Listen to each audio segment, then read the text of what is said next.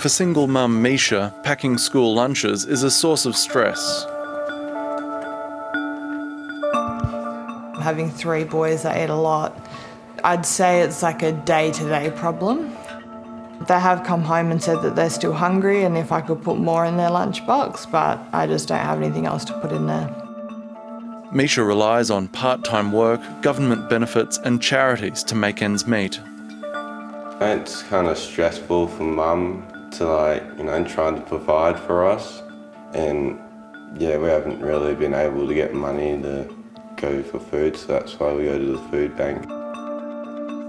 Sometimes we have to have cereal for dinner, like toast or, just really basic stuff like that. Like sometimes I won't even eat, so then my boys have food. And that's not like a one-off thing. It happens quite a bit. A 2022 survey by food relief charity Food Bank found 1.3 million Australian children experienced severe food insecurity in the previous 12 months. Families with children were more likely to go hungry, and single-parent households struggled the most. We see children arriving at the research hungry. We can tell the way children devour the food that they are really hungry. Professor Sharon Bessel is conducting a long-term study into families' experiences of poverty. She says hunger is likely underreported and that it's common for children to hide it. They know that their mum's hungry too.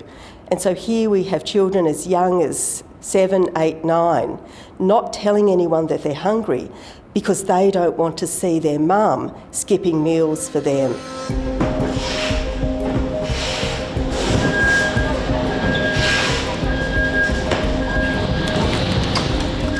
In this warehouse on Sydney's outskirts, fruit, bread, cereal and long-life milk are ready to be sent to schools across New South Wales and the ACT. Thanks for all your work today, guys. I'll get on that milk and make sure we've got it, and we'll make sure we get those orders out. Thanks very much. The not-for-profit Food Bank says it can't keep up with the demand for its school breakfast program. We're sitting at about 1.5 million serves of breakfast over the last 12 months to schools, and that's going up all the time. It's gone up 50% on last year, and it just keeps increasing. We're facing the same pressures that the rest of the community is at the moment. So supply chain, cost pressures, prices are going up all the time. Just being able to get stock is important for us as well. It's becoming more and more difficult as the months go by.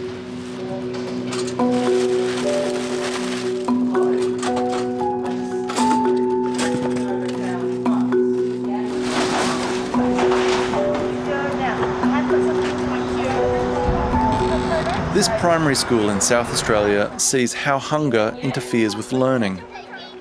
So when children are hungry, they can be irritable, tired, lethargic and unable to concentrate. They can be distracted thinking about when will they get to eat. They can feel sick. You know, if you're really hungry, you actually get a stomachache.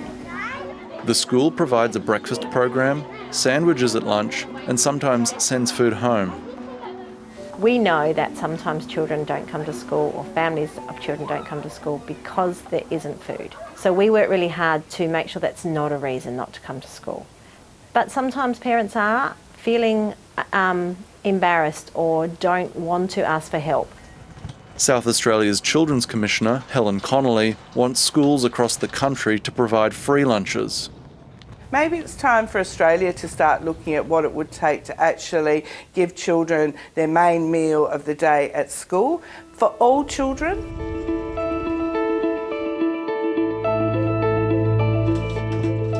I think it's disgraceful that it's come to this. We're one of the richest countries in the world. In the New South Wales Southern Highlands, single mum Tiffany says it was hard to afford food even before the cost of living crisis. I haven't eaten 3 meals a day for a long time. I can't remember when the last time was like that I ate 3 meals a day. You know, have something small for dinner or something like that, and that's about it. She says her Jobseeker payment and family tax benefits are not enough to provide for her 3 children living at home. We don't have a lot of money and everything's so expensive. Some people, they just don't see it. And it just just go straight over their head. And they're like, oh, it's not that big of a deal. Do you think your kids ever go hungry? Oh, all the time. Yeah, all the time. How does that make you feel? Terrible. Absolutely gutted. It is an absolutely horrible feeling. I wouldn't wish it upon anybody.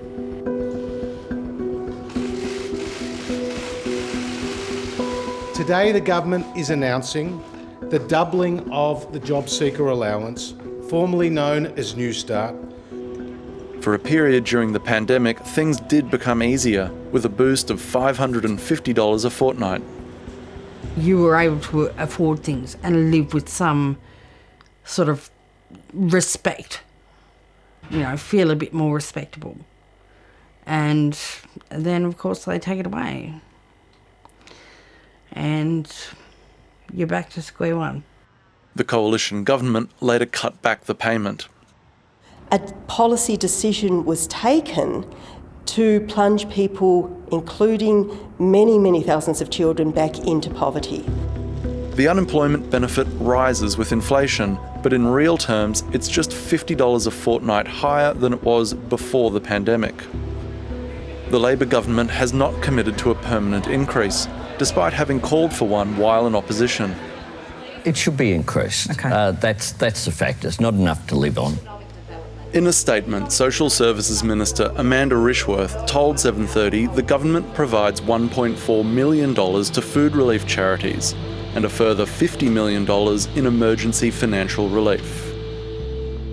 The government needs to act around the level of benefits, but we as a community need to give licence to the government to do that. We need to collectively say we do not want this injustice to continue. They refer to it as the cost of living. It's not the cost of living. It is the cost of survival.